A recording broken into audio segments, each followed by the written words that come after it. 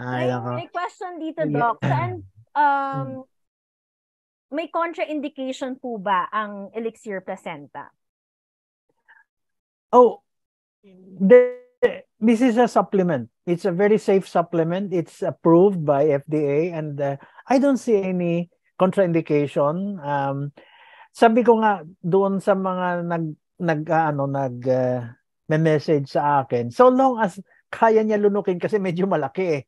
There is no, I don't see any contraindication, absolute contraindication. Ang mga relative contraindications, not really contraindications, but take note, ika nga, no, are those na hirap iswallow, baka mag-choke. That's why relatively this was one reason why to avoid it giving in those who are mga pedia cases, no, kasi nga hindi pa nila maswallow.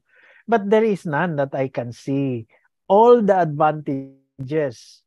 Now, ito siguro ang isang bagay, just like any medicine, no?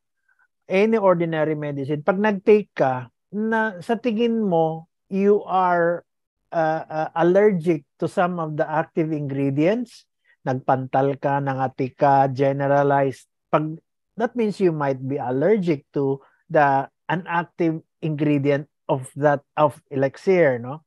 And so therefore, pwedeng nagkataon lang, pwedeng hindi, pwedeng nakasabay sa alak, pwedeng nakasabay sa allergens na nakuha mo, nakasabay lang, i-try mo again after a few days, na hindi ka nag-take ng alcohol or any product that you are allergic to, at pag wala naman, you can continue with it, no? So it's just that if you are allergic to any ingredient to it, you may stop it, no? Kapag nangati ka, if it is what is causing the allergy. But bihira eh, kasi ang dami hong mga supplements na ito ang contents. The only difference here is mas mataas ang content ng ating supplement. Number two, it has also premium. We already have been saying this, no? From the source, the raw materials been sourced from premium areas around the world, no? So basically this separates or elevates our product to a higher level than other ordinary supplements. So wala, I cannot see any. Thank you.